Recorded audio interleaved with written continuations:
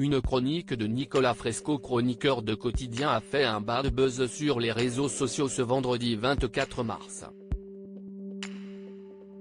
Polska, influenceuse visée par la séquence, a réagi, et elle n'a pas fait dans la demi-mesure. Il y en a eu des slogans contre la réforme des retraites qui ont fleuri ces derniers jours sur les pancartes des manifestants. Tu nous mets 64, on te met 68, si on avait voulu se faire B on aurait élu Brad Pitt par exemple.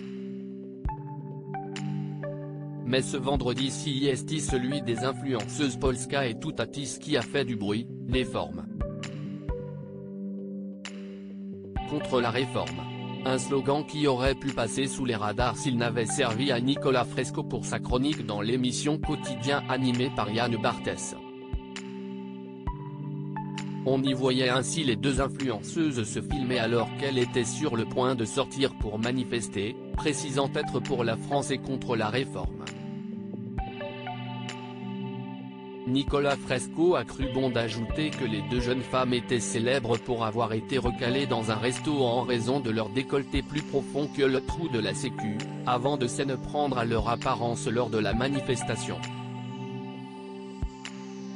Une séquence loin d'être passée inaperçue sur les réseaux. À 19 et 22 ans, Polska et Toutatis s'engagent publiquement contre la réforme des retraites. Pour en parler, Quotidien choisit le ricanement misogyne et classiste a quant à elle attaqué Rokhaya Diallo. Une séquence misogyne et sexiste, Polska a choisi de ne pas laisser passer. Sur les réseaux sociaux, la jeune femme a exercé son droit de réponse s'adressant directement à l'animateur star de Quotidien. Je m'adresse à toi Yann Barthès car je connais pas le nom de ton chroniqueur aux cheveux gras, a-t-elle taclé.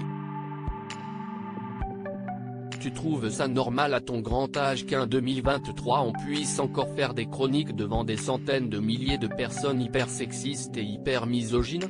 Et si est pas parce que si est dit sous couvert d'humour que ça passe mieux hein?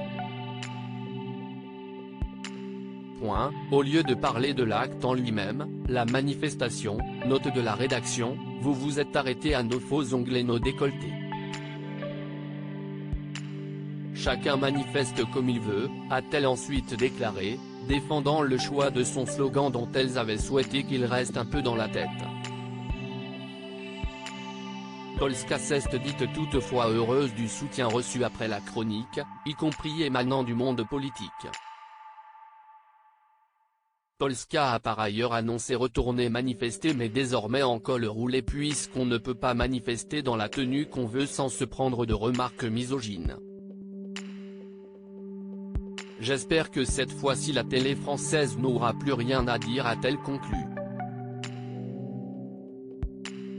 À bon entendeur, salut.